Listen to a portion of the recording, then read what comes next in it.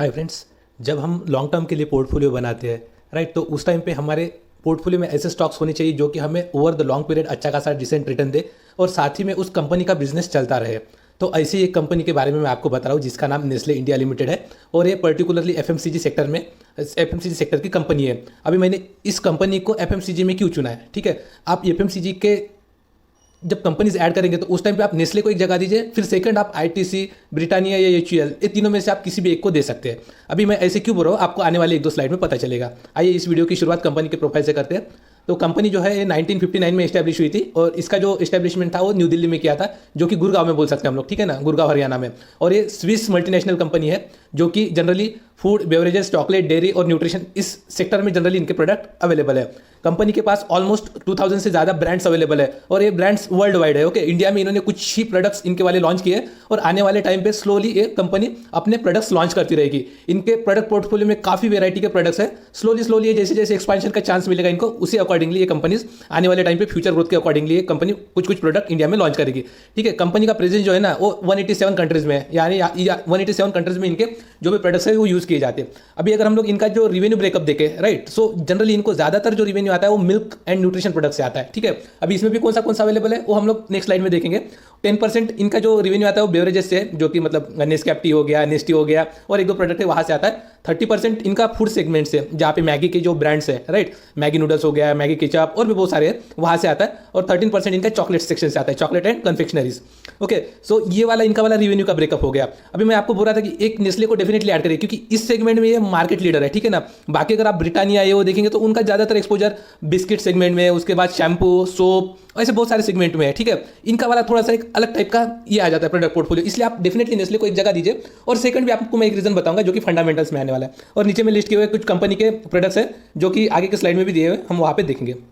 सो इनके जो product segment में फॉलो होता है, सबसे पहले बेवरेजेस, यहाँ पे जनरली कॉफी और नेस्टी का ज़्यादातर कंट्रीब्यूशन है। ओके, ये अलग अलग ब्रांड्स है उसी के अंदर, मतलब अलग अलग प्रोडक्ट बोल सकते हैं, कुछ ब्लेंड कॉफी, कुछ लेटे, उसके साथ साथ सिल्वर या गोल्ड, ठीक है, ऐसे अलग अलग प्रोडक्ट्स है। ब्रेकफास्ट में इनका क्रंच और क्रंची करके ऐसे दो ब्रांड है। उसके बाद चॉकलेट्स में देखेंगे तो मंच, मिल्की बार, बारवन, किटकैट तो ये सभी ने सुना होगा, खाया भी होगा, ठीक है। इसके जैसा चॉकलेट अगर कोई लगता है तो आप देख सकते हैं, मतलब इनके ब्रांड जो है ना वो इनके प्रोडक्ट्स काफ़ी अच्छे, ठीक है। और अगर डेयरी सेगमेंट में देखिए जहाँ से इनको सबसे ज़्यादा आता है तो इसमें हो गया इनका मिल्क मेड और उसके साथ साथ बेबी फूड के रिलेटेड भी कुछ है, ठीक है। ऐसे अलग अलग यहाँ पे इनके वाले मतलब कुछ प्रोडक्ट्स लॉन्च किए हुए हैं और इनके प्रोडक्ट्स का जो सक्सेस रेट है वो ऑलमोस्ट 70% है। यानी अगर ये 100 प्रोडक्ट्स लॉन्च करते हैं तो 70% प्रोडक्ट इनके, यानी 70 प्रोडक्ट इनके काफ़ी अच्छे से चलते हैं, ठीक है। ये फूड सेगमेंट में है, मैगी के अंडर में, मैगी ब्रांड के अंडर में ये बहुत सारे जो है ना ये प्रोडक्ट्स इनके ऑलरेडी मार्केट में अवेलेबल है। और न्यूट्रिशन में अगर देखें तो लैक्टोग्रो, नैनग्रो, सेरेग्रो, यहाँ पे जो न्यूट्रिशन रिलेटेड है ये बच्चों के लिए भी कुछ मतलब इनके प्रोडक्ट्स है, मतलब स्मॉल बेबीज के लिए जो 5-6 मंथ का है, 1 ईयर का है, उनके लिए जो मिल्क लगता है उसमें भी इनका काम है।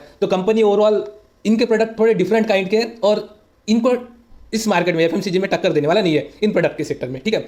अभी सेकंड रीजन इसको चूज करने का, ऐसी कौन सी कंपनी है जिनका आरओई और आरओसी अबो 100 है, आप मार्केट में सर्च कर लेना और वो कंपनी का जो मार्केट कैपिटलाइजेशन है वो एटलीस्ट 10,000 करोड़ या 20,000 करोड़ से ऊपर होना चाहिए। मतलब 20,000 की अगर बात करें तो लार्ज कैप, ठीक है। तो लार्ज कैप में अकेली कंपनी है जिसका आरओई और आरओसी जो है ना अबो 100 है, बाकी कोई भी कंपनी नहीं है अपने मार्केट में लिस्टेड, ठीक है। तो इतना अच्छा खासा इनका रिटर्न है, यानी इनका बहुत बहुत बढ़िया रिटर्न जनरेट करती है ये कंपनी। और कैपिटल के ऊपर मतलब ये इनका ज़्यादातर जो प्रोडक्ट वगैरह मैन्युफैक्चर होता है ना वो ऑटोमेटेड मशीनरी से होता है, इसलिए क्या है इनका वाला एक्सपेंसेस कम है, इसलिए इनका आरओई और आरओसी हमें अच्छा देखने के लिए मिलता है। कंपनी का मार्केट कैप देख सकते हैं आप 1,64 करोड़ है। कंपनी का पी जो है 76 है, इंडस्ट्री पी 53.5। जब ये रिवेन्यू वगैरह थोड़ा सा बढ़ जाएगा ना, मतलब जैसे ये कोरोना का थोड़ा नॉर्मल हो जाएगा और इनकी इसमें जो फॉल हुआ है रिवेन्यू में, जैसे वो ग्रो हो जाएगा तो ये स्टॉक का पी भी फॉल होकर हमें 60 के आसपास, 62 के आसपास मिलेगा, यानी ये पी भी जो है कंपनी का वो अच्छे खास लेवल पे मिल जाता है। फेस वैल्यू 10 है, आने वाले टाइम पे डेफिनेटली इसका स्प्लिट देखने को मिलेगा।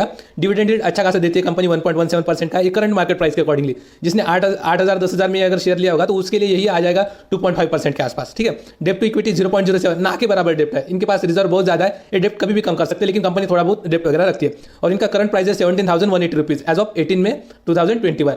अगर बोनस की बात करें तो कंपनी ने अभी तक बोनस डिक्लेयर नहीं किया है। और डिविडेंड, ठीक है, ये 3 से 4 पार्ट में कंपनी डिविडेंड देती है। मैंने इसको कंपाइल करके आपके सामने प्रेजेंट किया है। 2019 में ये 113 रुपीज़ का आ रहा था, 2020 में 196 और 2021 में 90। आप देख सकते हैं कोविड के इंपैक्ट की वजह से इन्होंने प्रॉफिट में फॉलो होने की वजह से डिविडेंड भी थोड़ा सा कम दिया है।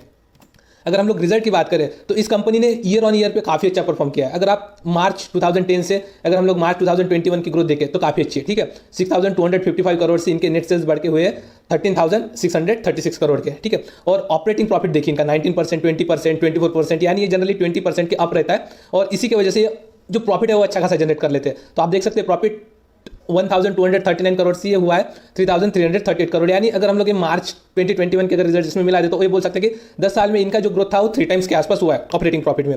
और अगर हम लोग नेट प्रॉफिट की बात करें तो 819 करोड़ से बढ़ के हुआ है 2159 करोड़। यानी ये भी बोल सकते हैं 2.5 टाइम्स की जंप यहाँ पे।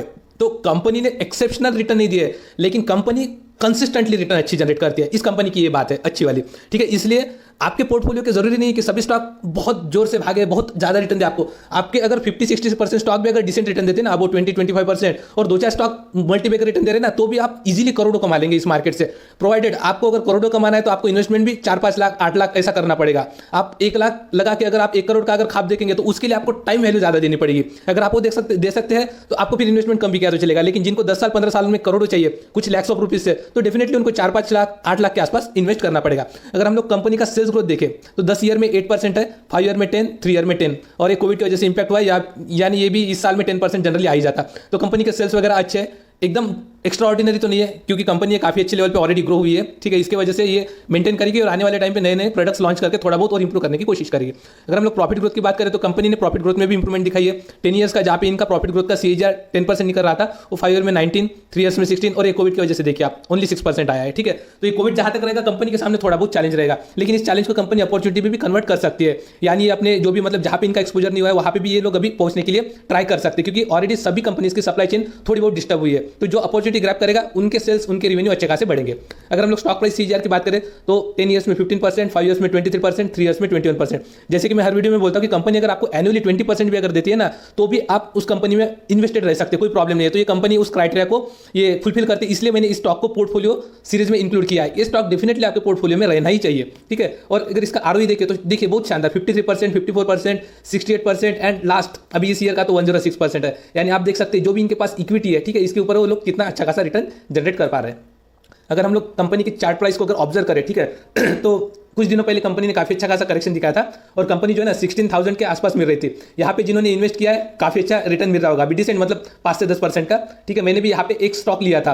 आप डेफिनेटली अगर थोड़ा बहुत फॉल होता है तो ले सकते हैं, या फिर आप करंट प्राइस पे भी ले सकते हैं। क्यों? क्योंकि आप देख सकते हैं जनवरी 20 जो है ना 2020 उस लेवल को भी अभी स्टॉक ने अचीव नहीं किया, यानी एक साल में इसके रिटर्न कुछ भी नहीं है, ठीक है। तो जब ये देगा ना तो 21,000 22,000 के आसपास जाने के लिए इजीली मूव कर सकता है। मतलब ये तो है कि मतलब 1 या 2 क्वार्टर के रिजल्ट अगर कंपनी ने अच्छे दिखा दिए तो डेफिनेटली ये स्टॉक आपको इस लेवल से 20-30% अप देखने के लिए मिलेगा। और 1-2 क्वार्टर यानी हमारा 6 मंथ या 8 मंथ मतलब एक साल में हमें जो 20-25% के टारगेट चाहिए होते हैं वो ऑलरेडी हमारे मिल जाएंगे यहाँ पे। तो डेफिनेटली आप करंट लेवल पे भी इन्वेस्ट कर सकते हैं। अगर आपको थोड़ा बहुत फॉल मिला तो फिर तो बहुत ही अच्छी बात है। अगर सपोर्ट की बात करें तो स्ट्रॉन्ग सपोर्ट 16,000 पे है, दूसरा स्ट्रॉन्ग सपोर्ट आएगा 14,000 पे। मुझे नहीं लगता कि 14,000 तक जाएगा, 16,000 पे मिला आप क्वांटिटी 2 या 3 उठा सकते हैं। रेजिस्टेंस कंपनी का 18,000 और 18,500 के आसपास है, ठीक है, 2 रेजिस्टेंस मिलेंगे कंपनी को। रिकमेंडेशन तो कभी भी इसको बाय ऑन डिप्स पे ही लेने का रहेगा क्योंकि कंपनी है ही इतनी ऊंची। और इसके अगर टारगेट्स की बात करें तो एक साल में तो 20,000 21,000 के आसपास इजीली दे देगा, ठीक है। और 3 इयर्स की बात करें तो 30,000 और 5 ईयर की बात करें तो 42-44,000 के आसपास इनके रिटर्न आने के चांसेस है। और ये 5 इयर्स के अंदर इसका स्प्लिट भी मिलने का चांसेस है क्योंकि ये पहली कंपनी है जो कि FMCG सेक्टर से और इतना हायर प्राइस पे ट्रेड कर रहा है। हायर प्राइस पे मतलब